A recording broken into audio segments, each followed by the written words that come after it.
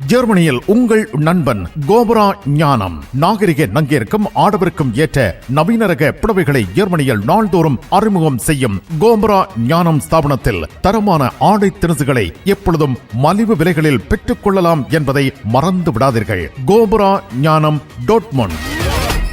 இனியதோர் மாலை பொழுதில் பாரிஸின் ஜெயின் நதியில் மிதக்கும் கப்பலில் உங்கள் விருந்துபசார வைபவங்களை கொண்டாடினால் எப்படி இருக்கும்? உங்களது கற்பனையை நிஜமாக்கித் தருகின்றார் ஈசன். பாரிஸ் நகரின் ரம்மியமான அழகினை ரசித்தவாறே ஈஃபில் டவரை இருமுறை வலம் வரலாம். உங்கள் விருந்து கொண்டாட்ட ஏற்பாடுகள் அனைத்தையும் நிறைவேற்றித் தருகின்றார் ஈசன். சுராஜ் திரத்த இந்தியன். தமிழ் உறவுகளே வணக்கம். தமிழ் காட்சி ஊடகத்தை பார்வையிடுவதற்கு முன்னதாக தற்பொழுது நாங்கள் விடுக்கின்ற வேண்டுகோளை ஏற்று பலரும் சப்ஸ்கிரைப் செய்து வருகின்றீர்கள். எனவே உங்களுக்கு எமது நன்றியை தெரிவித்துக் கொள்கின்றோம். தொடர்ச்சியாக இதுவரையில் நீங்கள் சப்ஸ்கிரைப் செய்யாது இருந்தால் தயவு செய்து இப்பொழுதே சப்ஸ்கிரைப் செய்து கொள்ளுங்கள். அருகில் இருக்கும் பெல் பட்டனையும் அழுத்திக் கொள்ளுங்கள். மிக்க நன்றி.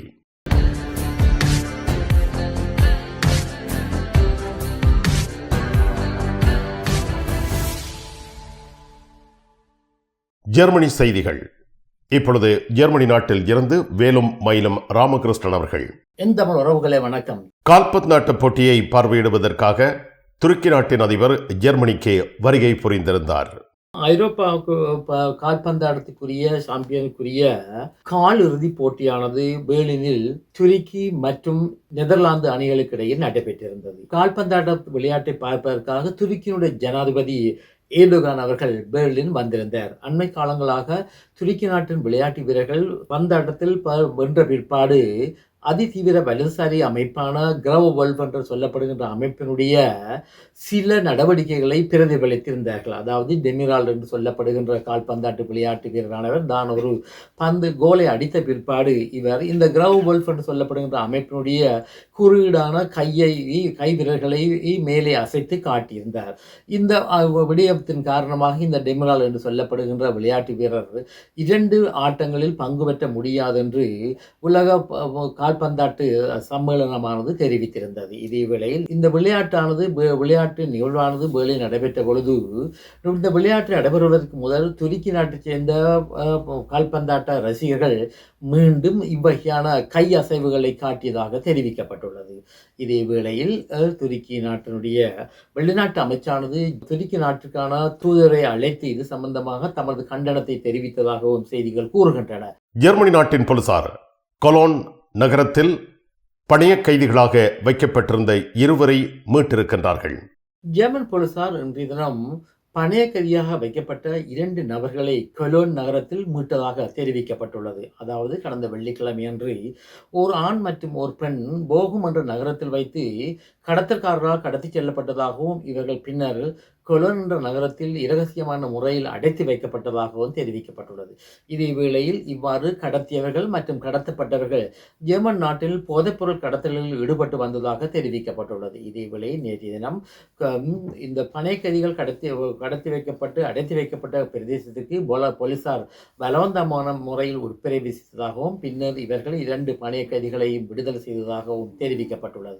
இதே வேளையில் இந்த பணைய கைதிகள் விடயத்தில் கடத்தியவர்களாக கருதப்படுகின்ற நபர்களும் போலீசாரால் கைது செய்யப்பட்டதாக தெரிவிக்கப்பட்டுள்ளது. ஜூரிச் துபாய் ஜுவல்லரி வாடிக்கையாளர்களுக்கு வழங்கும் நற்செய்தி. தங்க நகை சேமிப்பு திட்டம் நகைச்சீட்டு 1வது குலுக்கல் ஜூலை 13ஆம் தேதி. ஒவ்வொரு மாதமும் 2வது வாரத்தில் அதிர்ஷ்ட குலுக்கல் தொடரும். தங்க நகை சேமிப்பு திட்டத்தில் இணைய உங்களை அன்போடு வரவேற்கின்றனர் ஜூரிச் துபாய் ஜுவல்லரி நிறுவனத்தினர். மாதம் தோறும் 100 சுவிஸ் பிராங்க் செலுத்த வேண்டும். குலுக்கலில் அதிர்ஷ்டம் பெறுவோருக்கு 1200 சுவிஸ் பிராங்க் பெறுமதியான தங்க நகைகள் கையளிக்கப்படும். அதிர்ஷ்டம் பெற்றவர்கள் தொடர்ந்து பணம் செலுத்த வேண்டியதில்லை. 9வது மாதத்தில் ஜாக்பாட் பரிசு இரட்டிப்பாகும். 2400 சுவிஸ் பிராங்க் நகைகள் வழங்கப்படும். அதிர்ஷ்ட குழுக்களில் தெரிவாகாத அனைவருக்கும் நிறைவில் 1300 சுவிஸ் பிராங்க் பெறுமதியான தங்க நகைகள் வழங்கப்படும். இப்பொழுதே இணைந்து கொள்ளுங்கள். Dubai jewellery, கசோ மேத்ர ஸ்ட்ராசா 27 8005 Zurich. தொலைபேசி இலக்கம் 00 41 41 508 16 74. ஜெர்மனி நாட்டில் ஈழத்தமிழர் ஒருவர் நிர்வாக பணிப்பாளராக திகழ்ந்த நிறுவனம் தற்பொழுது பங்குச்சந்தையில் பெரும் வீழ்ச்சியை சந்தித்துள்ளது. ஜெர்மனியில் கணனி தொழில்நுட்பத்தில் துறை சேர்ந்த நிறுவனமான நதுன் டாட்டா என்று சொல்லப்படுகின்ற நிறுவனத்தின் நிறைவேற்று பணியாளராக தமிழரான அனுஷ் தெலநாதன் என்பவர் இருந்து வருகின்றார். இதே வேளையில் கடந்த காலங்களில் இந்த நொதோன் டாட்டா என்று சொல்லப்படுகின்ற இந்த நிறுவனத்தினுடைய பங்கு சந்தையில் பாரிய அளவு உயர்வு ஏற்பட்டு வந்திருந்தது. இதன் அடிப்படையில் இந்த நிறுவனத்தினுடைய பெறுமதியானது 1 பில்லியன் யூரோக்களுக்கு மேலாக கடந்த ஒரு கிழமைக்கு முதல் இருந்து வந்திருந்தது. இதே வேளையில் பல பத்திரிகைகளில் இந்த நிறுவனமான நொதோன் டாட்டா என்று சொல்லப்படுகின்ற நிறுவனம் அமெரிக்காவின் பங்கு சந்தையான நஸ்டா என்று சொல்லப்படுகின்ற பங்கு சந்தையில் பங்காளியாக சேருவதற்கு தயாரான நிலையில் வந்தது. இதே வேளையில் தற்பொழுது கடந்த 2 நாட்களில் இந்த நிறுவனத்தினுடைய பங்கு சந்தையில் பாரிய அளவு வீழ்ச்சி ஏற்பட்டுள்ளதாக தெரிவிக்கப்பட்டிருக்கின்றது.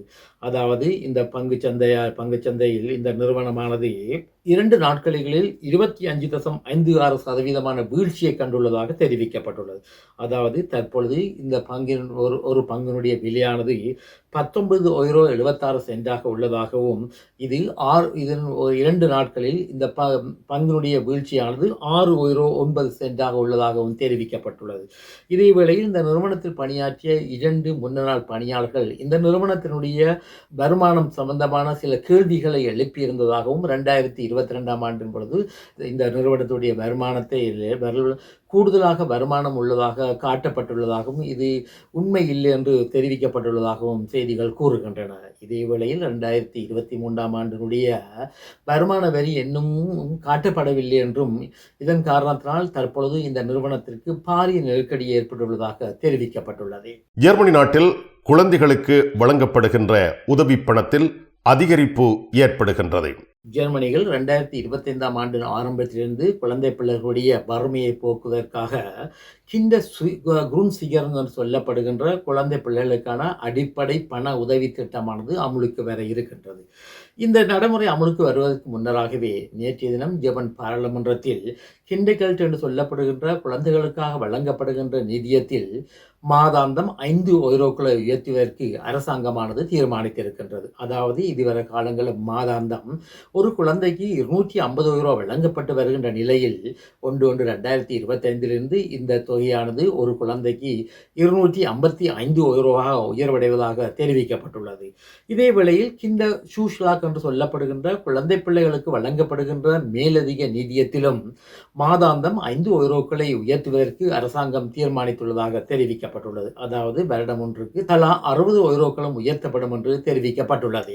ஜெர்மனி டோட்முண்டில் ராஜமுத்திரை எஸ்கே சில்க்ஸ் பாரடைஸ் வர்த்தக பணியில் 22 ஆண்டுகளை நிறைவு செய்துள்ளது. இப்பொழுது தங்கள் அன்பு வாடிக்கையாளர்களை மகிழ்விக்க மாபெரும் மலிவு விற்பனையை நடத்துகின்றனர். சனிக்கிழமை தோறும் 1 எடுத்தால் 1 இலவசம். கல்யாண பட்டு புடவைகள் யாவும் மலிவு விலைகளில் எல்லோருக்கும் ஏற்ற புடவை திணுசுகளை எப்பொழுதும் நீங்கள் தெரிவு செய்ய SK silks Paradise, alter ஸ்ட்ராசா 33, Dortmund, Germany. இனி உலகச் செய்திகள். பிரித்தானியாவில் புதிய அரசாங்கமானது ஆட்சி அமைத்துள்ள நிலையில் அந்த நாட்டினுடைய வெளிநாட்டு அமைச்சராக டேவிட் லமி என்பவர் தெரிவு செய்யப்பட்டிருக்கின்றார். இதே வேளையில் டேவிட் லமி என்பவர் கருத்து வெளியிடுகையில் தனது முதல் அரசுமுறை வெளிநாட்டு பயணமாக தான் பெர்லினுக்கு வர உள்ளதாக தெரிவித்திருக்கின்றார். அதாவது ஐரோப்பிய ஒன்றியத்துடன் தங்களது உறவுகளை சுமூகமாக்குவதற்கும் மேலும் ஐரோப்பாவிற்கும் பிரித்தானியாவுக்கும் இடையில் பாதுகாப்பு ஒத்துழைப்பு நடவடிக்கைகளை மிக நெருக்கமாக நடவடிக்கைகளில் தான் ஈடுபட போவதாகவும் கூறியிருக்கின்றார்.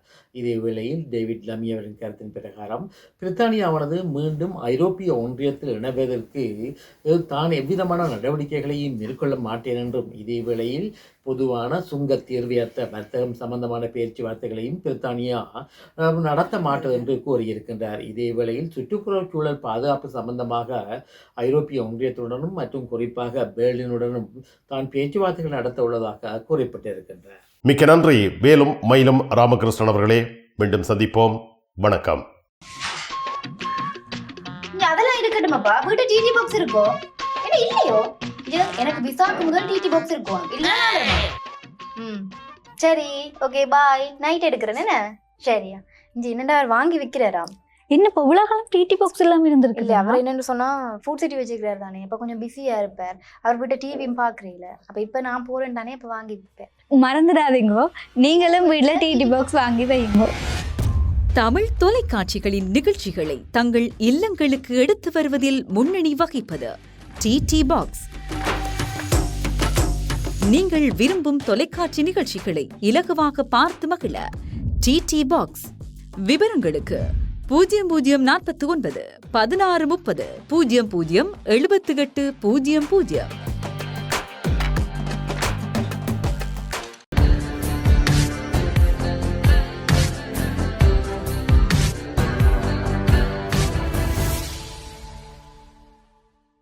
ஜெர்மனி கோபுரா ஞானம் ஆண்டுதோறும் வழங்கும் மலிவு விற்பனை.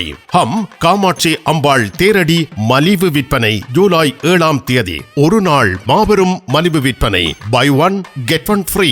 நீங்கள் வாங்கிச் செல்ல அனைத்து புடவைகளையும் மிக மலிவான விலைகளில் வழங்க உள்ளனர். காமாட்சி அம்பாள் அடியவர்கள் அனைவரையும் கோபுரா ஞானம் நிறுவனத்தினர் தமது காட்சியகத்திற்கும் வருகை தருமாறு அன்போடு வரவேற்றுக் கொள்கின்றார்கள்.